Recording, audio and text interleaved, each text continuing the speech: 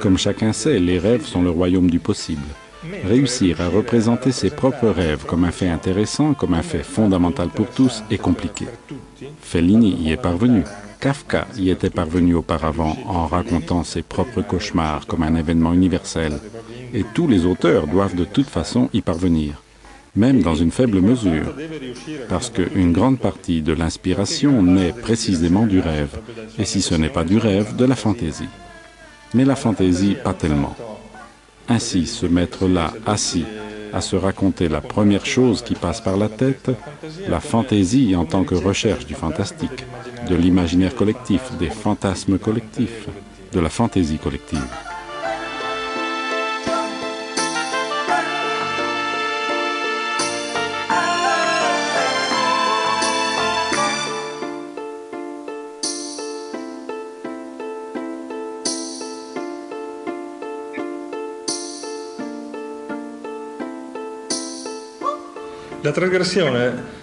La perversion, je crois qu'elle est dans la bande dessinée comme dans les vecteurs narratifs, mais peut-être surtout dans la bande dessinée, précisément en raison de son incontrôlabilité, parce que la bande dessinée permet à tout auteur de s'exprimer totalement.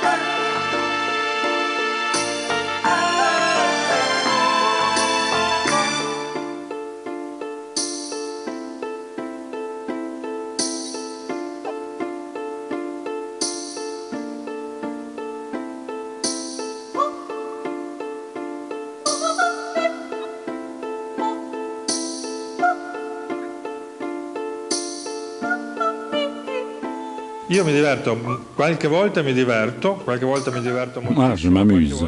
Je m'amuse parfois énormément. Parfois, je m'ennuie à mourir, surtout lorsqu'il s'agit de dessiner des paysages, ou bien certains éléments architecturaux. Le dessin un peu géométrique m'atterre notamment. Je n'utilise même pas de règles, je n'utilise pas d'équerre, et après un certain nombre d'heures, lorsqu'on est fatigué, on voit nettement des choses horribles qu'il faudra refaire ensuite.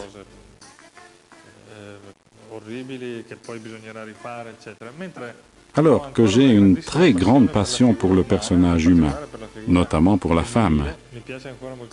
J'aime encore beaucoup la dessiner. Je la considère encore comme une aventure intéressante. Reparcourir cet itinéraire qui est le contour d'un personnage.